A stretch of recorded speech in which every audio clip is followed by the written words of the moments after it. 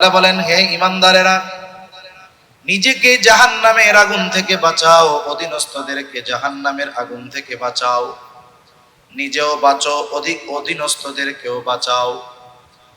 নিজেকে কেমনে জাহান্নামের আগুন থেকে বাঁচাবা? আল্লাহ তাআলার আদেশ নিষেধ মান্য করার মাধ্যমে। আল্লাহ তাআলার আদেশ নিষেধ যদি মান্য করতে হয় তাহলে ইলমে দ্বীন ছাড়া সেটা সম্ভব নয়। এই জন্য ইলমে দ্বীন শিক্ষার মাধ্যমে তুমি নিজেকে জাহান্নামের আগুন থেকে বাঁচাও, আর অধীনস্থদেরকে ইলমে দ্বীন শেখানোর মাধ্যমে জাহান্নামের আগুন থেকে বাঁচার ব্যবস্থা করে দাও। এই জন্য মুসলমান ভাইরা, দ্বীনি ইলম ওই পরিমাণ শিক্ষা করা আমাদের সকলের জন্য ফরজ। অধীনস্থদেরকেও দ্বীন শেখানো কিন্তু ফরজ। হয়তো আমাদের মধ্যে অনেক মানুষ আছে যতটুকু ইলমে দ্বীন শিক্ষা করা ফরজ ততটুকু হয়তো শিখতে পারে নাই। যারা পারে না, উলামায়ে কেরামের সাথে পরামর্শ কইরা বিষয়টা শেখার ব্যবস্থা করে নেওয়ার দরকার। নিজের অবস্থা গেল, আগামী প্রজন্মের বিষয়টা কিন্তু মাথায় রাখার দরকার। যারা আমাদের অধীনস্থ আছে এদেরকেও কমপক্ষে ওই ফরজ পরিমাণ দ্বীন শিক্ষার ব্যবস্থা করার দরকার। সেই জন্য আমি নিজেকে যেমন ইলমে দ্বীন অর্জন করার মাধ্যমে জাহান্নাম থেকে বাঁচানোর কারিকুলাম পদ্ধতি অর্জন করব, শিখব, অনুরূপভাবে সন্তানদেরকেও শেখাতে হবে। এটা প্রত্যেকটা অভিভাবকের উপরে তার অধীনস্থের হয়। এজন্য আমি আপনি যদি আমার আপনার অধীনস্থদেরকে ফরজ পরিমাণ ইলমে দ্বীন শিক্ষার ব্যবস্থা না করি তাহলে কিয়ামতের দিন আল্লাহ না করুক ও যদি জাহান্নামী হয়, আর আমার যত বেশি আমল হোক না কেন, কিয়ামতের দিন ও হয়তো আমার জান্নাতে যাওয়ার অন্তরায় বাধা হয়ে দাঁড়ায়। এই জন্য ফরজ পরিমাণ দ্বীন ইলমে দ্বীন নিজেও শিখবো, অধীনস্থদেরকেও শেখাতে হবে। 2 নাম্বার, দ্বিতীয় স্তর হলো ফরজে কিফায়া। সবাই সমাজে মুফতি হইতে পারবে না, কিন্তু সমাজে কিছু লোক মুফতি না হইলে অসুবিধা আছে। সবাই বড় আলেম হয়তো হবে না, কিন্তু সমাজে কিছু মানুষ না হইলে সবাই ক্ষতিগ্রস্ত হবে। এই জন্য সমাজের কিছু মানুষকে ইলমে দ্বীন, উচ্চ স্তরের দ্বীনি জ্ঞান অর্জনের ব্যবস্থা করে দেওয়াও আমাদের জন্য দায়িত্ব। এজন্য যত মাদ্রাসা আসে, আমরা মনে করি মাদ্রাসাওয়ালা মাদ্রাসা করছে, ওই মাদ্রাসা চালানোর দায়িত্ব তাদের। কিন্তু বাস্তবতা হলো, এক এলাকায় যদি একজন মানুষ মারা যায়, বলেন তো ওই এলাকায় ওই মানুষের জানাজা যদি কেউ না পড়ে, সকলে গুনাহগার হবে কি হবে না? কিন্তু গুটি কয়েক মানুষ যদি পড়ে ফেলে তাহলে সবাই গুনার থেকে বেঁচে যাবে। সেই জন্য যারা উচ্চ স্তরের দ্বীনি জ্ঞান অর্জন করতেছে ওরা আমাদের উপকার করতেছে। এই জন্য আমাদের উচিত তাদের এই দ্বীনি জ্ঞান অর্জন যেন বাধার মুখে না পড়ে যায়, এজন্য তাদেরকে আমাদের সহযোগিতা করার দরকার। এখন আসেন সর্বশেষ কয়েকটা কথা বলি। ইলমে দ্বীন যদি অর্জন করে এর লাভটা কি? 1 নাম্বার, শিক্ষার মূল উদ্দেশ্য হলো একজন ভালো মানুষে পরিণত হওয়া। আর ভালো মানুষ ইলমে দ্বীন ছাড়া হওয়া সম্ভব নয়। দুনিয়ার সকল মানুষ উঁচু মর্যাদা চায়, ইলমে দ্বীন ছাড়া উচ্চ মর্যাদা সম্পন্ন হওয়া সম্ভব নয়। আর সবচাইতে সম্মানিত মানুষকে আল্লাহ তাআলা বলেন, ইন্না আকরামাকুম ইনদাল্লাহি আতকাকুম।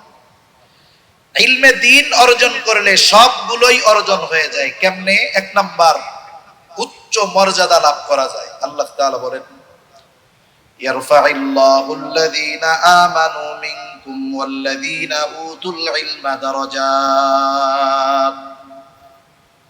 আল্লাহ রাব্বুল আলামিন বলেন, ইয়ারফাইল্লাহুল্লাযীনা আমানু মিনকুম, তোমাদের মধ্যে যারা ঈমান এনেছে, ওয়াল্লাযীনা উতুল ইলমা দারাজাত, আল্লাহ রাব্বুল আলামিন ঈমান আনার কারণে আর ইলম অর্জন করার কারণে তাদের মর্যাদাকে আল্লাহ তাআলা সমুন্নত করে দিবে। তাদের দারাজাত, তাদের সম্মানকে আল্লাহ বুলন্দ করে দিবে ইলমে দ্বীন অর্জন করার কারণে। সেই জন্য ইমানদারদের মধ্যে, সাধারণ ইমানদারদের মধ্যে আর একজন আলেমের মধ্যে তফাৎ আছে। এই তফাৎটা সর্বপ্রথম আল্লাহ তাআলাই নির্ধারণ করে দিয়েছেন যে ঈমান আনছে মর্যাদাপূর্ণ হলো, কিন্তু হায়ার লেভেলের মর্যাদাপূর্ণ যদি হতে হয় ইলমে দ্বীন অর্জন করে আলেম হতে হবে। আবার আল্লাহ তাআলা বলেন ইন্না আকরামাকুম ইনদাল্লাহি আতকাকুম, আল্লাহ তাআলার কাছে আসলে সম্মানিত কারা? তোমাদের মধ্যে যাদের তাকওয়া যত বেশি আল্লাহর কাছে তার সম্মান তত বেশি।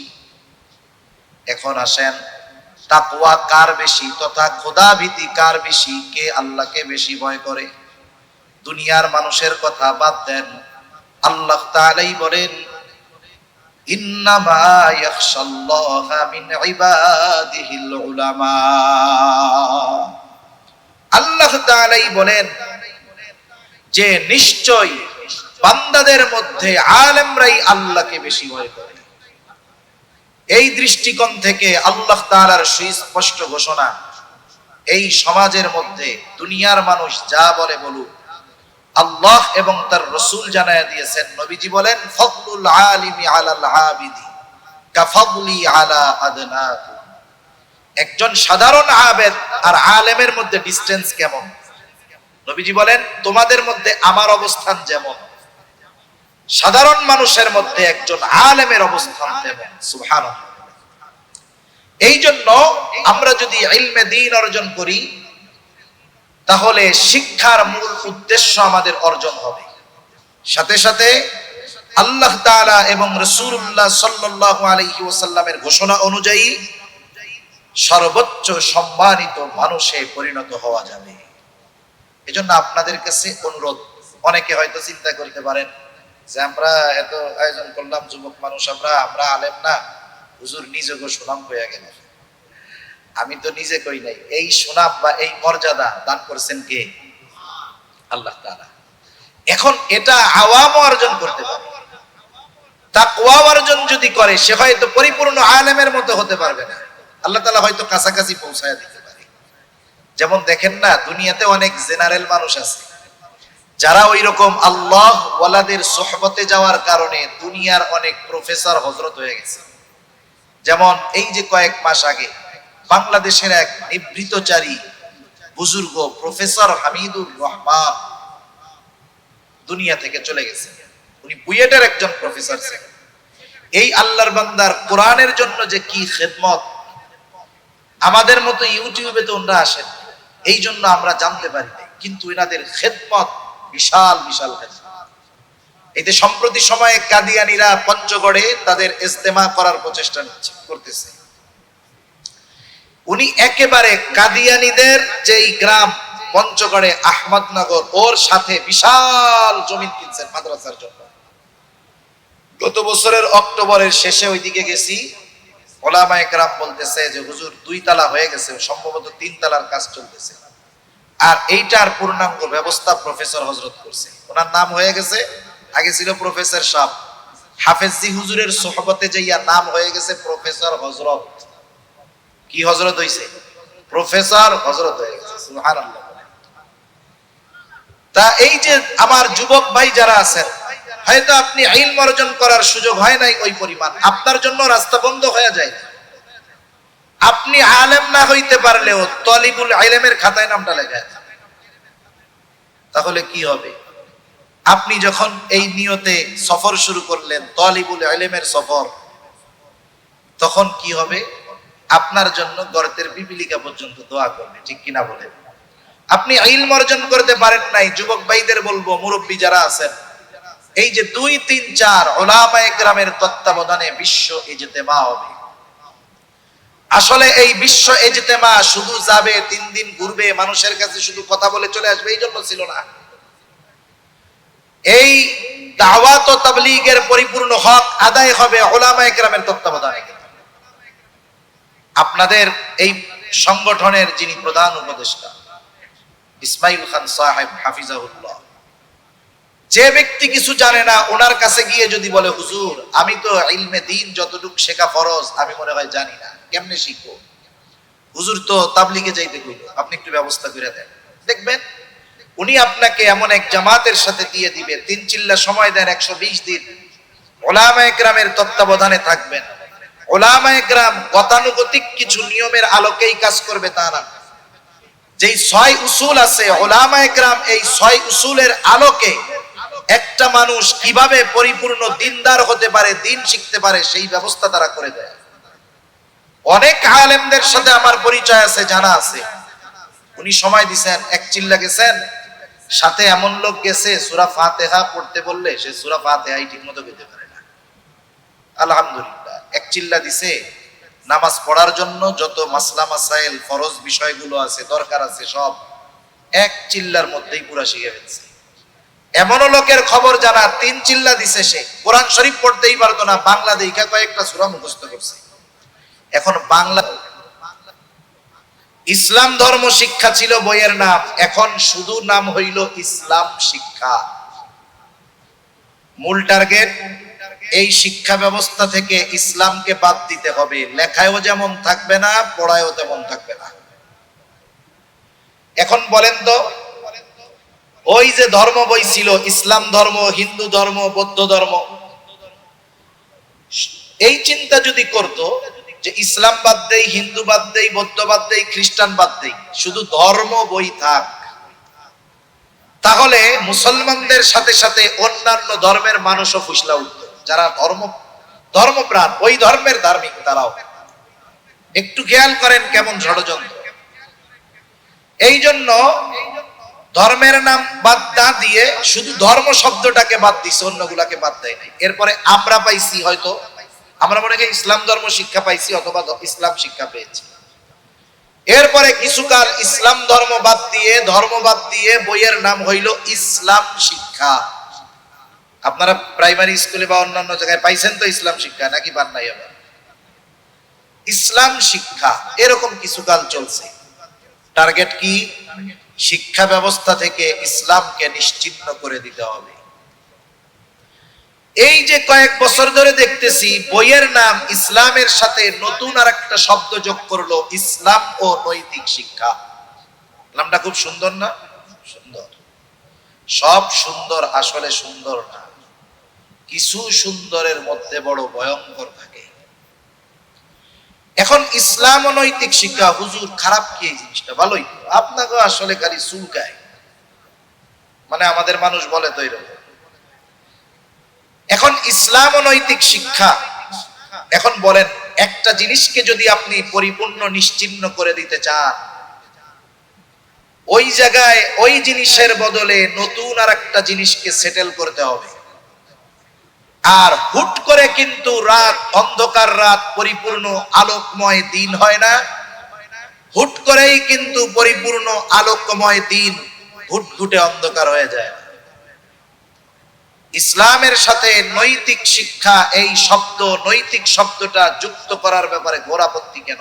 1 নাম্বার, আপনাদেরকে জিজ্ঞাসা করি, বুঝে থাকলে একটু জবান খুলে জবাব দিয়ে। ইসলাম এমন এক জীবন ব্যবস্থা, ইসলামের মধ্যে কি কোনো কিছুর অপূর্ণতা আছে? ইসলামের মধ্যে যেমন শরীয়তের হুকুম আহকাম পরিপূর্ণ আছে, ইসলাম আমাদেরকে পরিপূর্ণ নীতি নৈতিকতার শিক্ষা দিয়েছে কি দেয় নাই? তাহলে বুঝে থাকলে বলেন, ইসলামের মধ্যে পরিপূর্ণ নৈতিকতা আছে না নাই? যদি ইসলামের মধ্যে পরিপূর্ণ নৈতিকতা থেকেই থাকে, তাহলে ইসলামের সাথে সাথে আলাদাভাবে নৈতিকতা শব্দকে উল্লেখ কেন করতে হবে? এর দ্বারা আমাদেরকে বোঝানো হলো, বা ওই ছোট বাচ্চাকে বোঝানো হবে, মূল মেসেজ, ও বুঝুক আর না বুঝুক, মূল মেসেজ হলো, শোনো, শুধু ইসলাম শিখলেই নৈতিকতা লাভ করা যায় না।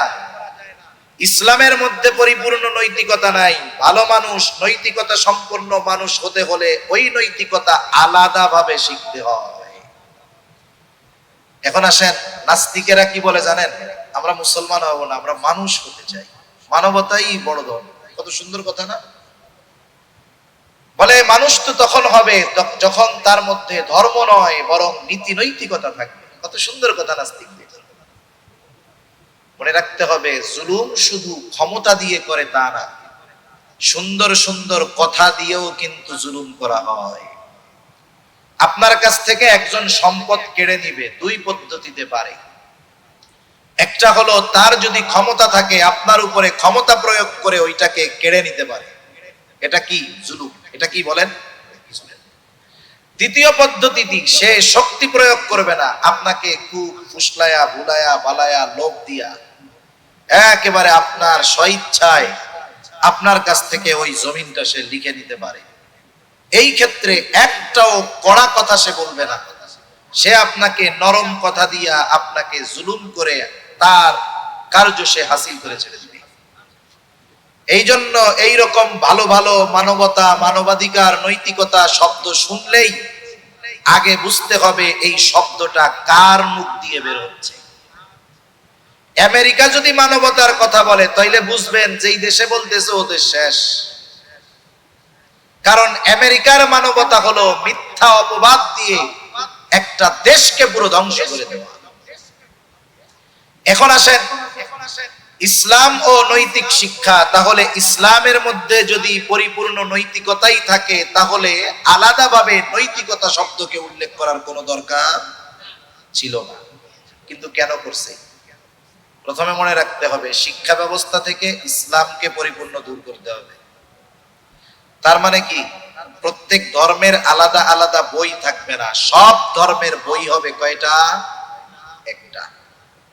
এখন বলেন তো যদি নৈতিক ইসলাম ও নৈতিক শিক্ষা বই হিন্দুদেরকে দেওয়া হয় যে তোমরা এই বইটা ধর্ম বই হিসাবে পড়বা, বলেন তো ওরা পড়বে নাকি?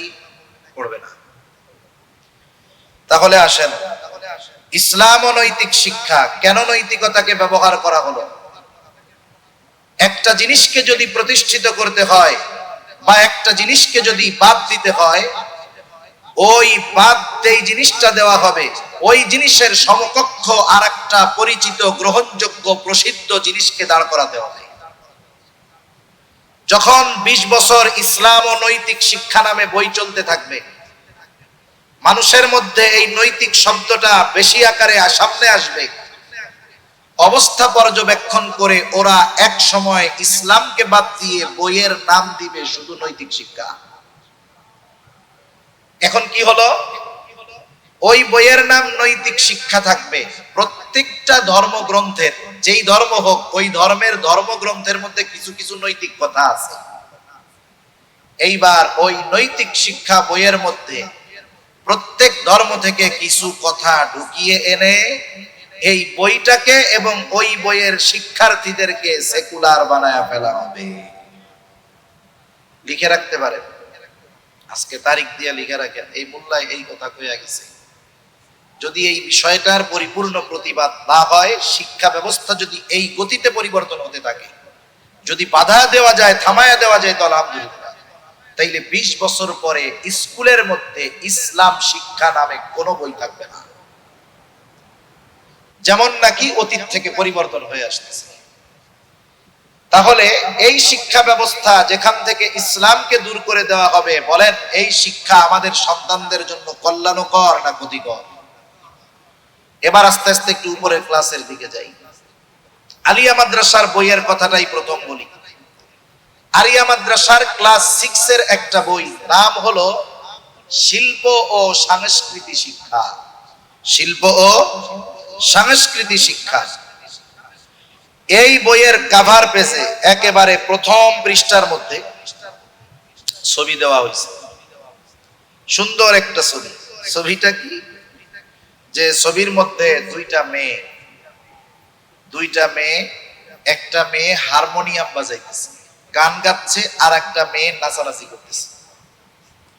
হারমোনিয়াম বাজাচ্ছে আর নাচানাচি করতেছে, সাথে সাথে আর একটা ছেলেও ওদের সামনে আছে।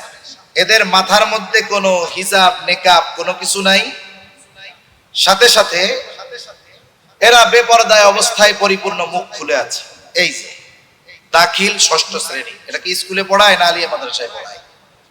আচ্ছা, ক্লাস 6 এ কারা পড়ে?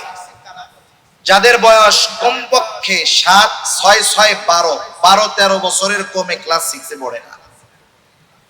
12-13 বছরের যেই শিক্ষার্থী, ছেলে হোক আর মেয়ে হোক, এরা প্রাপ্তবয়স্ক হয়ে যায় অধিকাংশ ক্ষেত্রে। আহাদ্দুল বুলুগ, বালেগ হওয়ার সর্বশেষ সীমা ছেলেদের ক্ষেত্রে, আহাদ্দুল বুলুগ বালেগ হওয়ার সর্বশেষ সীমা হলো 15 বছর। 15 বছর ইংরেজি হিসাবে নয়, বরং আরবি তথা চন্দ্র হিসাবে। চন্দ্র হিসাবে যদি 15 বছর হয়, তাহলে ইংরেজি হিসাবে হবে 14.5 বছরের একটু বেশি, 14.5 বছর ধরে। তাহলে একটা ছেলের যখন 14.5 বছর বয়স হবে, তখন সে পরিপূর্ণ প্রাপ্তবয়স্ক। এর আগেও হতে পারে, 11-12 বছরেও বালেগ হয়ে যেতে পারে, কোনো অসুবিধা হতে পারে। একটা মেয়ে সাধারণত 9 বছর বয়সে প্রাপ্তবয়স্কা হয়ে যায়, তার হায়েজ শুরু হয়ে যায় 9 বছর বয়সে, অধিকাংশ ক্ষেত্রে 9, 10, 11। তার মানে ক্লাস 6-এ যেই ছেলে যেই মেয়ে পড়ে, অবশ্যই এরা বালেগ বালেগা, এবং শরীয়তের প্রতিটি হুকুম তাদের উপরে কার্যকর হবে। এখন বলেন তো, কোন প্রাপ্তবয়স্কা মেয়ে সে কি খালি মাথায় চুল দেখায়া, চেহারা দেখায়া রাস্তায় চলতে পারবে? পারবে না। তাহলে 1 নাম্বার, এই ছবির মাধ্যমে আলিয়া মাদ্রাসার 6ষ্ঠ শ্রেণীর ছাত্র ছাত্রীদেরকে বোঝানো হলো যে শোনো, মাদ্রাসায় পড়লে যে হিজাব বোরকা পড়তে হবে তা নয়, বরং তোমরা মাথার চুল খুলে চলে আসতে পারবা, কোনো অসুবিধা নাই। 2 নাম্বার, বলেন তো, মুসলিম যেহেতু আমরা, আমাদের শিল্প সংস্কৃতি, ব্যক্তিগতভাবে মুসলমানদের সংস্কৃতি আছে না নাই? আমাদের সংস্কৃতিতে গান বাদ্য এগুলো হালাল না হারাম? এই ছবিটা দেওয়ার মাধ্যমে বুঝায়া দিল, এই ক্লাস 6-এর ছাত্র ছাত্রীরা যারা মাদ্রাসায় পড়ো, শোনো, তোমাদের জন্য গান বাদ্য নাচানাচি এটাও বৈধ, নাউজুবিল্লাহ বলেন। তাহলে এরা কি চায়? আমাদের আলিয়া মাদ্রাসার 6ষ্ঠ শ্রেণীর ছাত্র ছাত্রীদেরকে গান শুইনা, বেপরদায় চইলা নাচানাচি শেখাইতে চায়, ওখানে আলেম বানাতে চায় না। এবার আসেন আর একটু উপরে যাই, এগুলো না রাখলেও বিপদ। এবার আসেন 8ম শ্রেণী, দাখিল 8ম শ্রেণীর বই, শিল্প ও সংস্কৃতি। এইখানে বাঁশির ছবি দেওয়া আছে, একতারার ছবি দেওয়া আছে, তবলার ছবি দেওয়া আছে, আর একটা এই যে কান্দের উপরে রেখে এরকম বাজায়, বেহালার ছবি দেওয়া আছে। বলেন তো, এই 4 জিনিসের কোন জিনিস আলেম হওয়ার জন্য লাগে? একটাও লাগে? এই প্রত্যেকটা জিনিস, এগুলো গান বাদ্যের সময় লাগে। 8ম শ্রেণীর একটা ছাত্র ছাত্রী, কমপক্ষে তার বয়স হবে 14 থেকে 15 বছর। ওদেরকে শিখাচ্ছে যে তোমরাও এইরকম ঢোল তবলা গান বাদ্য নিয়ে বাজায় বেড়াও, কোনো অসুবিধা নাই।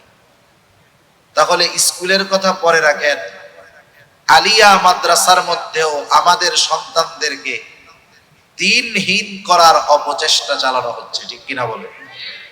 আমাদের অনেক মুরব্বীরা আলিয়ারে কইতো খালিয়া বলতো, মানুষেরা কইতো এই কোরআন হাদিস এখানে পড়ায় না, এই যে কোরআন হাদিস পড়াইতেছে, কোরআন হাদিস পড়াইতেছে। এখন আসেন আরো কথা বলি, আলিয়া মাদ্রাসার কথা বাদ দেন, এবার একটু স্কুলের দিকে আসি।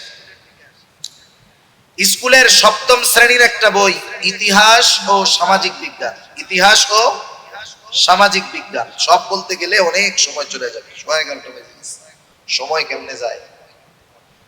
7ম শ্রেণীর বইটার নাম হলো ইতিহাস ও সামাজিক বিজ্ঞান। ওই বইয়ের কাভার পেজের মধ্যে একটা ছবি দেওয়া আছে, ওই ছবির মধ্যে একটা মেয়ে আছে যার হাফ প্যান্ট পরা। 7ম শ্রেণীতে কারা পড়ে?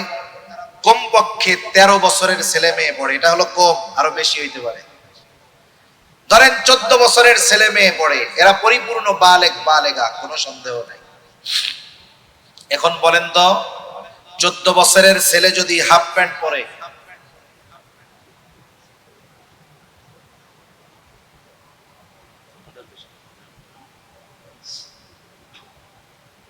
অধিকাংশ ছেলে যারা আছে, বলেন তো, ছেলেরা যদি হাফ প্যান্ট পরে, হাফ প্যান্ট, তাহলে 14 বছরের বয়সের ছেলে যদি হাফ প্যান্ট পরে, হাঁটুটাকে না ঢেকে বের করে দেয়, নাভির নিচে যদি প্যান্ট পরে, বলেন তো এই হাফ প্যান্ট যদি সে পরে তার সওয়াব হবে না গুনাহ হবে? নিঃসন্দেহে ফরজ তরকের গুনাহ হতে থাকবে। কারণ তার জন্য কমপক্ষে নাভি থেকে নিয়ে হাঁটুর নিচ পর্যন্ত ঢেকে রাখা ফরজ ছিল। আর একজন মেয়ের জন্য পর্দা কতটুকু, একজন প্রাপ্ত বয়স্কা নারী মেয়ের জন্য পর্দা কতটুকু, সেটার গোটা দেহ ঢেকে রাখবে। কোরআনুল কারীমে তো আল্লাহ তাআলা জানায়া দিয়েছেন, কোন মেয়ে রাস্তা দিয়ে চলার সময় জোরে আওয়াজ করেও চলবে না। তার কথাটাকে যেখানে সতরের অন্তর্ভুক্ত করা হয়েছে, ওই ক্লাস 7 এর মেয়েকে শিক্ষা দেওয়া হচ্ছে, বোঝানো হচ্ছে তুমি ক্লাস 7 এ পড়ো, তাতে কি, তুমি হাফ প্যান্ট পরলে কোনো অসুবিধা নাই। নাউজুবিল্লাহ বলেন। যাই হোক, এত লম্বা কথা বলার মতো সময় সুযোগ নাই। তাহলে আমাকে একটু বুঝে থাকলে বলেন, জাগতিক শিক্ষার যেই ক্ষতিকারক দিক, ওই ক্ষতিকারক দিকটা যদি কারো মধ্যে পরিপূর্ণ ঢুকে যায়, তার শুধু ক্ষতি হবে নাকি দুনিয়া আখিরাত উভয় জাহানের ক্ষতি হবে? দুনিয়া আখিরাত উভয় জাহানের ক্ষতি হবে। আর এই পাঠ্যপুস্তকের মধ্যে কোন বিষয়ের শিক্ষার প্রতি প্রমোট করা হয়েছে, হযরত আগে আলোচনা করছে ট্রান্সজেন্ডারের ব্যাপারে, ফ্রি মিক্সিং এর ব্যাপারে। 14ই ফেব্রুয়ারি আসতেছে, যুবক যুবতী কি করবে, ওই বিষয়গুলোর ব্যাপারে উদ্বুদ্ধ করা হয়েছে, অনেকগুলো গল্প আছে। তাহলে জাগতিক শিক্ষার দুইটা দিকের একটা দিক ক্ষতিকারক দিক, আর ক্ষতিগুলো এমন ক্ষতি, ওই শিক্ষায় যদি আমার আপনার সন্তান শিক্ষিত হয়, দুনিয়া আখিরাত উভয় জাহান বরবাদ হবে, বেঈমান হবে। ওই শিক্ষার দ্বারা সুনাগরিক তো হবেই না, বরং এই সমাজ ব্যবস্থার পরিপূর্ণ অধপতন হবে। ঠিক কিনা বলেন? এরপরে জাগতিক শিক্ষার দ্বিতীয় দিক হলো উপকারী দিক। তবে এই উপকারী দিকটা কাজে লাগবে তখন ওই উপকারী বিষয়ের সাথে দ্বীনি বিষয়ের সমন্বয় হবে যখন। মনে করেন একজন জাগতিক শিক্ষায় লেখাপড়া করে ডাক্তার হয়েছে, ডাক্তারি জ্ঞান অর্জন করে সে ডাক্তার হয়েছে। এখন সে যদি এই উপকারী বিদ্যাকে সঠিকভাবে ব্যবহার না করে, মনে করে যে আমি চিটাগাঙে একটা বড় চেম্বার দিব, 2000 টাকা ভিজিট নিব, রোগী যেই আসুক অসুস্থ না হইলেও 20,000 টাকা টেস্ট দিব, নির্দিষ্ট ডায়াগনস্টিক সেন্টারে টেস্ট করবে, আর ওইখান থেকে কমিশন খাবো। বলেন তো, এই উপকারী শিক্ষা যদি এই কাজে ব্যবহার করে, এটা কি তার জন্য উপকারী থাকবে না ক্ষতিকর হয়ে যাবে? যদিও কিছু দুনিয়ায় সম্পদ কামাবে, কিন্তু ক্ষতিকর হবে। তবে সে যদি ডাক্তার হয়ে এই চিন্তা করে যে আমার গ্রামের মানুষ গরিব, সপ্তাহে একদিন অথবা মাসে একদিন আমি তাদের কাছে যাব, ফ্রি তাদেরকে দেখবো, ট্রিটমেন্ট দিব, প্রাথমিক চিকিৎসার ওষুধগুলো তাদেরকে ফ্রি দিয়ে দিব, আর এই কাজটা আমি দুনিয়ার কোনো স্বার্থে করব না, একমাত্র আল্লাহর সন্তুষ্টির জন্য করব। এখন বলেন তো, এই দ্বীনি বিষয়টা তথা আল্লাহর জন্য মানুষের খেদমতে খালকের নিয়তে আল্লাহর সন্তুষ্টির উদ্দেশ্যে যদি এই ডাক্তার ওইভাবে মানুষকে সেবা দেয়, বলেন তো তার সওয়াব হবে কি হবে না? সে এই দুনিয়াবি উপকারী জ্ঞানের মাধ্যমে দুনিয়ায় সম্পদ যেমন কামাবে, আখিরাতেও সে নাজাত পাওয়ার একটা ব্যবস্থা তার জন্য হয়ে যাবে। তাহলে এবার আসেন ধর্মীয় বিষয়ের দিকটা আমরা একটু জানি। ধর্মীয় শিক্ষারও দুইটা দিক, দুইটা স্তর। একটা হলো ফরজে আইন, আর একটা হলো ফরজে কিফায়া। ফরজে আইন এটা সকল মুসলমানের জন্য ফরজ ওই পরিমাণ জ্ঞান অর্জন করা। এজন্য রাসূলুল্লাহ সাল্লাল্লাহু আলাইহি ওয়াসাল্লাম বলেন, তালাবুল ইলমি ফারিদাতুন আলা কুল্লি মুসলিম, দ্বীনি ইলম শিক্ষা করা প্রত্যেক মুসলমান নরনারীর উপরে ফরজ। তবে কতটুকু শিখবে? কেউ কেউ বলেন নিজেকে পরিপূর্ণ দ্বীনের উপরে চালাতে যতটুকু ইলমে দ্বীন দরকার ততটুকু তাকে শিখতে হবে, এটা তার জন্য ফরজ। কেউ বলেন না, আরেকটু বেশি। কেন?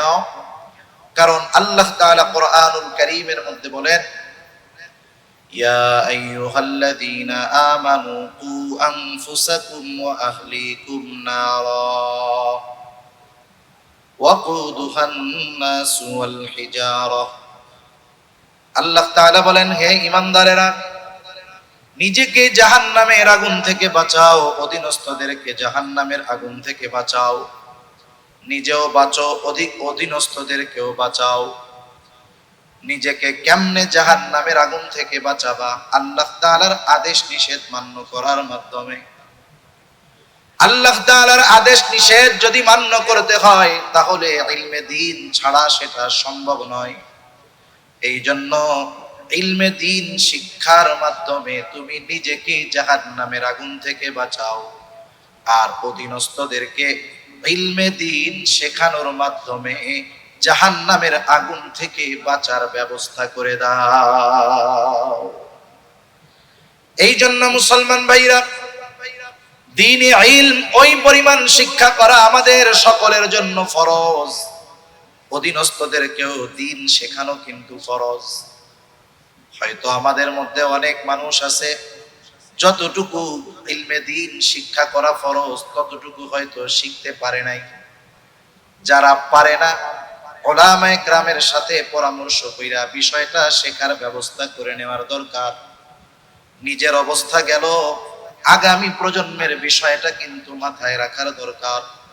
যারা আমাদের অধীনস্থ আছে এদেরকেও কমপক্ষে ওই ফরজ পরিমাণ দ্বীন শিক্ষার ব্যবস্থা করার দরকার। সেই জন্য আমি নিজেকে যেমন ইলমে দ্বীন অর্জন করার মাধ্যমে জাহান্নাম থেকে বাঁচানোর কারিকুলাম পদ্ধতি অর্জন করব, শিখব, অনুরূপভাবে সন্তানদেরকেও শেখাতে হবে। এটা প্রত্যেকটা অভিভাবকের উপরে তার অধীনস্থের হয়। এজন্য আমি আপনি যদি আমার আপনার অধীনস্থদেরকে ফরজ পরিমাণ ইলমে দ্বীন শিক্ষার ব্যবস্থা না করি তাহলে কিয়ামতের দিন আল্লাহ না করুক ও যদি জাহান্নামী হয়, আর আমার যত বেশি আমল হোক না কেন, কিয়ামতের দিন ও হয়তো আমার জান্নাতে যাওয়ার অন্তরায় বাধা হয়ে দাঁড়ায় যাবে। এই জন্য ফরজ পরিমাণ দ্বীন, ইলমে দ্বীন নিজেও শিখবো, অধীনস্থদেরকেও শেখাতে হবে। 2 নাম্বার, দ্বিতীয় স্তর হলো ফরজে কিফায়া। সবাই সমাজে মুফতি হইতে পারবে না, কিন্তু সমাজে কিছু লোক মুফতি না হইলে অসুবিধা আছে। সবাই বড় আলেম হয়তো হবে না, কিন্তু সমাজে কিছু মানুষ না হইলে সবাই ক্ষতিগ্রস্ত হবে। এই জন্য সমাজের কিছু মানুষকে ইলমে দ্বীন, উচ্চ স্তরের দ্বীনি জ্ঞান অর্জনের ব্যবস্থা করে দেওয়াও আমাদের জন্য দায়িত্ব। এজন্য যত মাদ্রাসা আসে, আমরা মনে করি মাদ্রাসাওয়ালা মাদ্রাসা করছে, ওই মাদ্রাসা চালানোর দায়িত্ব তাদের। কিন্তু বাস্তবতা হলো, এক এলাকায় যদি একজন মানুষ মারা যায়, বলেন তো ওই এলাকায় ওই মানুষের জানাজা যদি কেউ না পড়ে, সকলে গুনাহগার হবে কি হবে না? কিন্তু গুটি কয়েক মানুষ যদি পড়ে ফেলে তাহলে সবাই গুনার থেকে বেঁচে যাবে। সেই জন্য যারা উচ্চ স্তরের দ্বীনি জ্ঞান অর্জন করতেছে ওরা আমাদের উপকার করতেছে। এই জন্য আমাদের উচিত তাদের এই দ্বীনি জ্ঞান অর্জন যেন বাধার মুখে না পড়ে যায়, এজন্য তাদেরকে আমাদের সহযোগিতা করার দরকার। এখন আসেন সর্বশেষ কয়েকটা কথা বলি। ইলমে দ্বীন যদি অর্জন করে এর লাভটা কি? 1 নাম্বার, শিক্ষার মূল উদ্দেশ্য হলো একজন ভালো মানুষে পরিণত হওয়া। আর ভালো মানুষ ইলমে দ্বীন ছাড়া হওয়া সম্ভব নয়। দুনিয়ার সকল মানুষ উঁচু মর্যাদা চায়, ইলমে দ্বীন ছাড়া উচ্চ মর্যাদা সম্পন্ন হওয়া সম্ভব নয়। আর সবচাইতে সম্মানিত মানুষকে আল্লাহ তাআলা বলেন, ইন্না আকরামাকুম ইনদাল্লাহি আতকাকুম। ইলমে দ্বীন অর্জন করলে সবগুলোই অর্জন হয়ে যায়। কেমনে? 1 নাম্বার, উচ্চ মর্যাদা লাভ করা যায়। আল্লাহ তাআলা বলেন, ইয়ারফাইল্লাহুল্লাযীনা আমানু মিনকুম ওয়াল্লাযীনা উতুল ইলমা দারাজাত। আল্লাহ রাব্বুল আলামিন বলেন, ইয়ারফাইল্লাহুল্লাযীনা আমানু মিনকুম, তোমাদের মধ্যে যারা ঈমান এনেছে, ওয়াল্লাযীনা উতুল ইলমা দারাজাত, আল্লাহ রাব্বুল আলামিন ঈমান আনার কারণে আর ইলম অর্জন করার কারণে তাদের মর্যাদাকে আল্লাহ তাআলা সমুন্নত করে দিবে, তাদের দারাজাত, তাদের সম্মানকে আল্লাহ বুলন্দ করে দিবে ইলমে দ্বীন অর্জন করার কারণে। সেই জন্য ইমানদারদের মধ্যে, সাধারণ ইমানদারদের মধ্যে আর একজন আলেমের মধ্যে তফাৎ আছে। এই তফাৎটা সর্বপ্রথম আল্লাহ তাআলাই নির্ধারণ করে দিয়েছেন যে ঈমান আনছে মর্যাদাপূর্ণ হলো, কিন্তু হায়ার লেভেলের মর্যাদাপূর্ণ যদি হতে হয় ইলমে দ্বীন অর্জন করে আলেম হতে হবে। আবার আল্লাহ তাআলা বলেন ইন্না আকরামাকুম ইনদাল্লাহি আতকাকুম, আল্লাহ তাআলার কাছে আসলে সম্মানিত কারা? তোমাদের মধ্যে যাদের তাকওয়া যত বেশি আল্লাহর কাছে তার সম্মান তত বেশি। এখন আসেন, তাকওয়া কার বেশি তথা খোদাভীতি কার বেশি? কে আল্লাহকে বেশি ভয় করে? দুনিয়ার মানুষের কথা বাদ দেন, আল্লাহ তাআলাই বলেন ইন্নামা ইয়াখশাল্লাহা মিন ইবাদিহিল উলামা। আল্লাহ তাআলাই বলেন যে নিশ্চয় বান্দাদের মধ্যে আলেমরাই আল্লাহকে বেশি ভয় করে। এই দৃষ্টিকোণ থেকে আল্লাহ তাআলার সুস্পষ্ট ঘোষণা, এই সমাজের মধ্যে দুনিয়ার মানুষ যা বলে বলুক, আল্লাহ এবং তার রাসূল জানায়া দিয়েছেন, নবীজি বলেন ফাদলুল আলিমি আলাল আবিদি কাফাদলি আলা আদনাকুম। একজন সাধারণ আবেদ আর আলেমের মধ্যে ডিসটেন্স কেমন?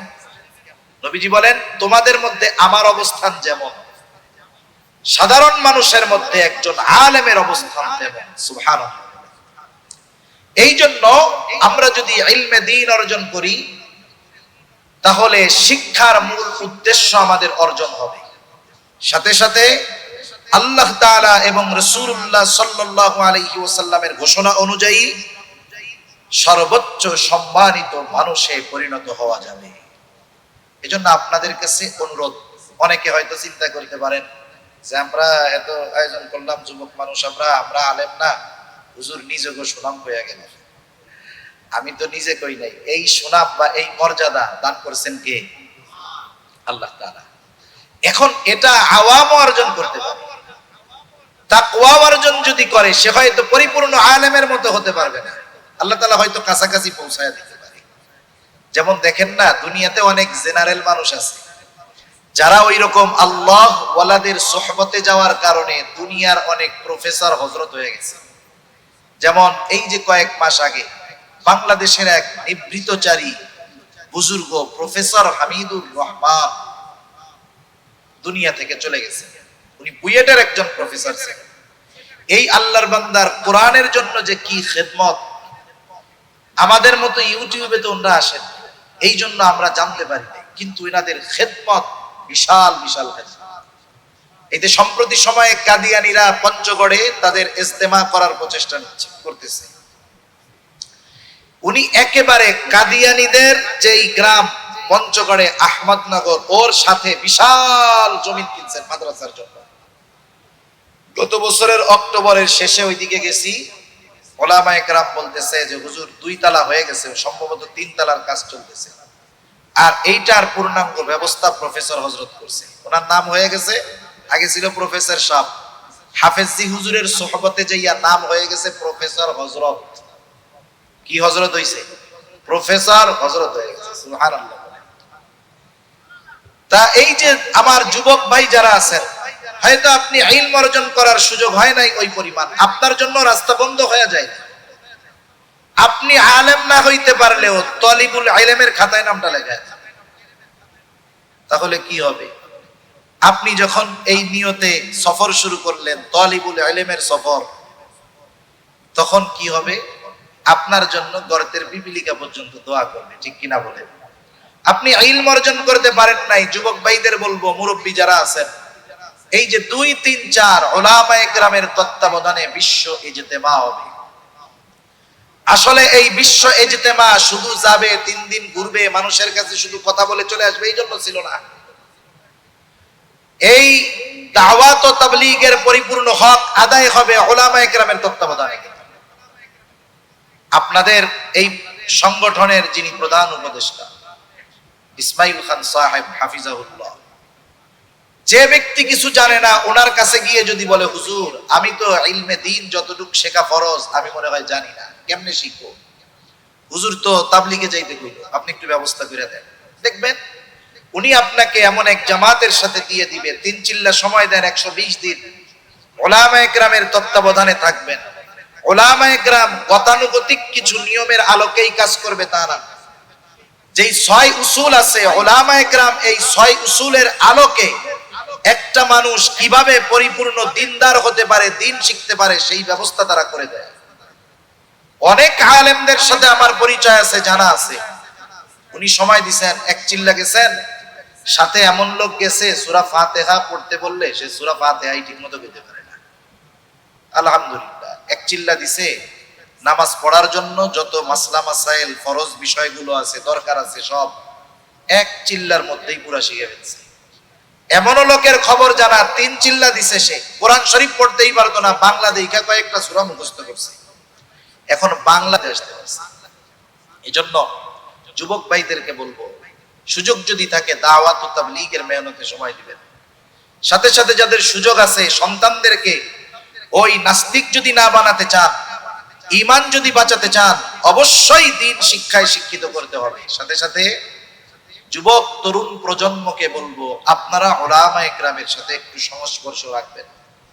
জীবনের প্রত্যেকটা সিদ্ধান্তের ক্ষেত্রে উলামায়ে কেরামের পরামর্শ দেন। আসলে ইসলাম বিদ্বেষীরা সাধারণ মানুষকে আলেমদের থেকে দূরে সরাতে চায়। কেন চায়? আসলে আমাদেরও ব্যর্থতা মনে হয়। আমার দাদা কিন্তু ইমাম ছিলেন, দীর্ঘকাল 2টা মসজিদের ইমামতি উনি করছেন। মারা গেছেন 1998 সালে। নিজের গল্প বলতেছি তা না, অভিজ্ঞতা আপনাদের সাথে শেয়ার করতেছি। ওই সময় 98তে মারা গেছে, তার মানে দাদা যখন ওই সব এলাকায় ইমামতি করতেন ওই সময় যেই মানুষগুলো এখন বুড়া তারা যুবক ছিল। অনেক বুড়া মানুষ আইসা আমাদের কাছে বলে, আমার কাছে বলে যে আমি যে বিয়ে করছি এটা আপনার দাদার পরামর্শে। তার মানে একটা ছেলে বিবাহ করবে আগে ইমাম সাহেবের কাছে আসতো যে হুজুর বিবাহ শাদী করতে চাই। ছেলের বাপ আসতো যে হুজুর বিবাহ শাদী করতে চাই, মেয়েটা কেমন হইলে ভালো হয়, এই সেই। আর যদি চেনা জানা থাকতো তাইলে বলতো আপনি বলেন তো কেমন, আপনি বললে আমরা রাজি আছি। বিবাহ করবে, ঘরের কোন বিষয়ে সিদ্ধান্ত নিবে, এটাও ইমামের সাথে আলেমের সাথে পরামর্শ করতে হবে। কিন্তু আমাদের সাথে আলেমদের সাথে সেই সম্পর্ক আগের মতো নাই। আজকে সমাজের মধ্যে অবস্থা কি, আমরা বিবাহের পরে যখন দুইজনের বনাবনি হয় না, একজন স্বামী স্ত্রীরে 15টা মাইরা দেয়। কি মাইরা দেয় বুঝতে পারছেন? 14 গোষ্ঠী ধইরা দিলাম করে মাইরা দেয় না? এরপরে আইসা মুফতি সাহেবের কাছে আইসা বলছে হুজুর কাম তো এই করছি, এখন কি করা যায়? কেন বিয়ার আগে আইসা কোয়া গেছিল না হুজুর বিয়া করতে চাই, এখন কি করা যায়? অথবা দুইজনের মধ্যে একটু দ্বন্দ্ব লাগছে, তখন হুজুরের কাছে আইসা বলা যাইতো যে হুজুর আমার তো পারিবারিক এই সমস্যা, আপনি আমারে একটু সলিউশন দিয়ে দেন, কি করা যাইতে পারে? তখন হয়তো উনি একটা সুন্দর পরামর্শ দিতেন। এজন্য যারা তরুণ যুবক আছেন আপনাদেরকে বেশি কিছু বলবো না, অনুরোধ থাকবে যেহেতু আপনাদের এখানে অনেক উলামায়ে কেরাম আছে, আপনি জীবনের প্রতিটা পদক্ষেপ উলামায়ে কেরামের সোহবতে পরামর্শে কাটান, ওনাদের সোহবতে থাকেন। আশা করি আপনি হয়তো স্কুল কলেজ ভার্সিটিতে পড়ে ডাক্তার হবেন, ইঞ্জিনিয়ার হবেন, কিন্তু উলামায়ে কেরামের সোহবত পরামর্শে থাকার কারণে হয়তো আল্লাহ তাআলা আপনাদেরকেও ওই প্রফেসরের মতো এক সময় নামের সাথে হযরত লাগানোর ব্যবস্থা করে দিতে পারে। ঠিক কিনা বলে? কত সম্মান, কত আলেম ওনার কাছে যায়। এজন্য আমার যুবক ভাইদেরকে বলবো আগামী প্রজন্মের সামনের পথ বড় কণ্টাকাকীর্ণ। হয়তো আপনি আপনার ডিভাইসের মোহে আছেন, অন্যান্য মোহে আছেন, টের পাচ্ছেন না, কিন্তু এ জাতির রাহবার উলামায়ে কেরাম যারা, এরা বুঝতে পারতেছে যে আমাদের আগামী প্রজন্মের সামনের পথ বড় অন্ধকার। এজন্য যারা তরুণ আছেন, যুবক আছেন, উলামায়ে কেরামের সাথে পরামর্শ সাপেক্ষে জীবন চালাবেন তো ইনশাআল্লাহ? কারা কারা রাজি আছেন হাত উঁচা করেন তো। আল্লাহ তাআলা কবুল করুক, সকলে বলি আমিন। মাশাআল্লাহ, হাত নামান। আল্লাহ সুবহানাহু ওয়া তাআলা এতক্ষণ যেই কথাগুলো বললাম, কথাগুলো আমাদের জন্য যেন দুনিয়া আখিরাতের কল্যাণকর হয়, সকলে বলি আমিন। ওয়া আখিরু দাওয়ানা আনিল হামদুলিল্লাহি রাব্বিল আলামিন। আসসালামু আলাইকুম ওয়া রাহমাতুল্লাহি ওয়া বারাকাতুহু।